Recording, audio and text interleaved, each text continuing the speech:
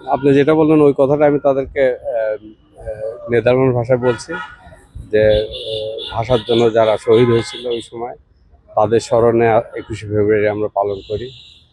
আহ, তারা যে ত্যাগ করছে আমাদের জন্য এটা তো আমরা কখনোই তার ভাষায় প্রকাশ করতে পারবো না।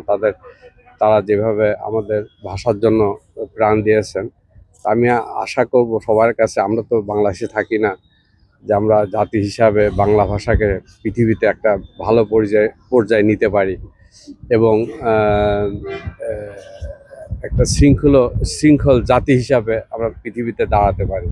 নতুন বাংলাদেশ গড়ার প্রতিবারই চিন্তা করি কিন্তু পারি না। 21শে ফেব্রুয়ারি উপলক্ষে কি সন্তানদের বিদেশ থেকে দেশে নিয়ে আসা?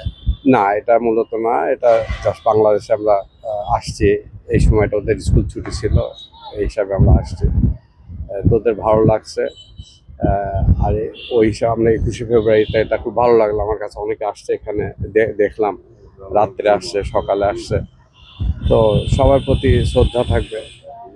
এই যে দেশ বাংলাদেশের যে রাষ্ট্রীয় ভাষা বাংলা ভাষা অর্জনে এদেশের বীর যারা সৈনিক, জি। যারা জাতির শ্রেষ্ঠ সন্তান, ভাষা আন্দোলনে যারা শহীদ হয়েছেন তাদের সম্পর্কে কতটুকু আসলে তাদের চর্চা করাচ্ছেন?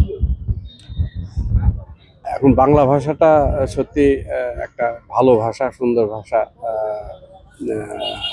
আমরা তো বাংলা ভাষায় কথা বলি, চেষ্টা করি বাংলা ভাষার বাইরে তো আমরা একটা সুন্দর একটা ভালো পর্যায়ে রাখার জন্য। ভালো লাগছে, হ্যাঁ, অনেক ভালো লাগছে। এখানে এসে বাংলাদেশে হ্যাঁ। এসে হ্যাঁ